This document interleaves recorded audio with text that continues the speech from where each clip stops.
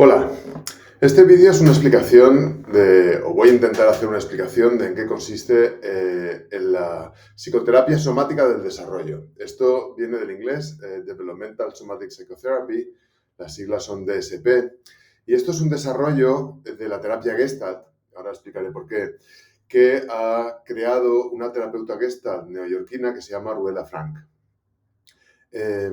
Es un desarrollo de la terapia Gestalt porque el planteamiento que hace Ruela es una ampliación de cuestiones de la teoría básica de la terapia Gestalt hacia cuestiones que tienen que ver con el movimiento y el cuerpo, ¿vale? Tienen sobre todo que ver con el movimiento. Y entonces es una ampliación porque no es una teoría sobre el cuerpo que va añadida al trabajo que uno puede hacer como terapeuta Gestalt, sino que está totalmente implicado. ¿Esto por qué es importante?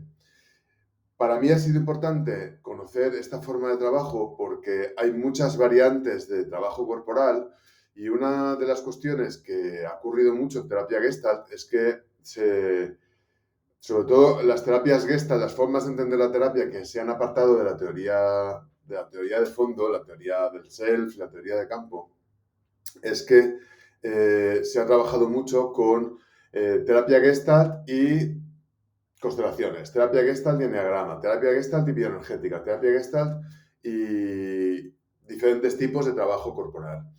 Que está muy bien, puede ser muy interesante, pero un aspecto muy interesante que tiene el trabajo de Ruela Frank es que plantea el trabajo con lo corporal desde un planteamiento que es muy coherente con la terapia Gestalt, con las ideas de fondo. Por ejemplo, tiene mucho que ver con el aquí y ahora, o sea, el movimiento, el trabajo con DSP tiene mucho que ver con qué está ocurriendo en el encuentro, cómo se están moviendo los cuerpos del paciente y del terapeuta, no moviendo en el sentido de hacer ejercicios, ni saltos, ni golpear cosas, sino directamente el movimiento normal, el movimiento, por ejemplo, que estoy haciendo yo ahora. Ahora estoy moviendo las manos, estoy moviendo la cara, los músculos de la cara, mi voz está teniendo un tono en particular y esto ahora mismo tiene que ver con que estoy hablando en una cámara, imaginándome gente que me está escuchando y de alguna manera configura mi manera de estar.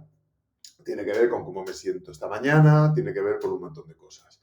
El DSP tiene en cuenta qué está ocurriendo en el encuentro terapéutico y cómo se mueve el paciente y cómo nos movemos los terapeutas, las terapeutas, y cómo sentimos la resonancia al movimiento. Hay un concepto muy interesante que es la resonancia kinestésica, que es la resonancia específicamente que tiene que ver con las sensaciones de movimiento que sentimos cuando estamos con el otro.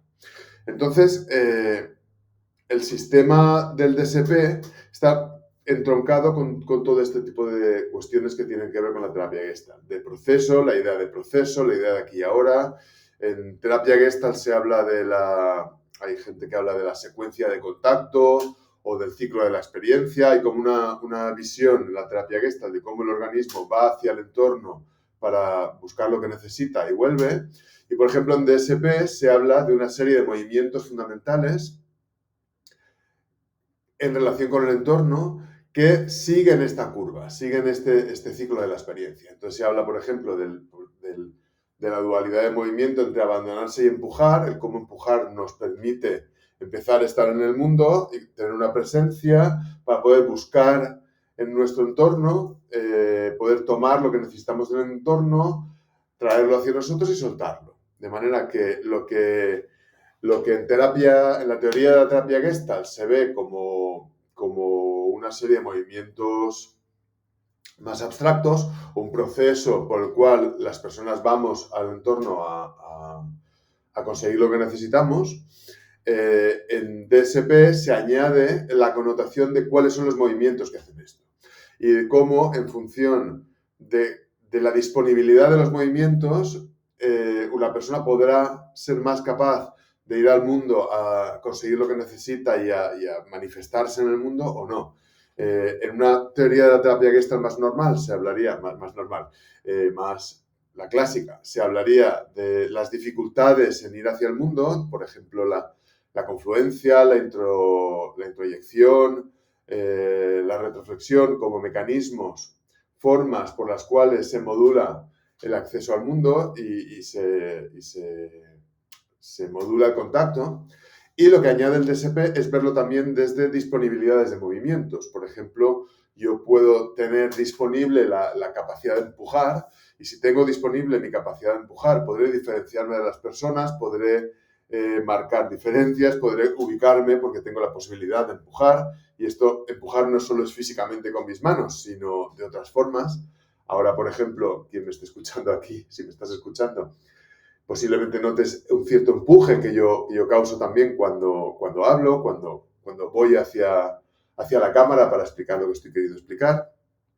Y si mi cualidad de empuje no está disponible, muy posiblemente mi forma si no tengo la capacidad de empujar, mi capacidad de diferenciarme, de ubicarme en el mundo, cambiará también. Y esto se notará, a lo mejor directamente con el empuje con las manos, pero sobre todo se notará en otro tipo de cualidades de movimiento, como la posición corporal, el tono de la voz, el tipo de cosas que me atrevo a hacer o que no me atrevo a hacer, qué tipo de lenguaje utilizo.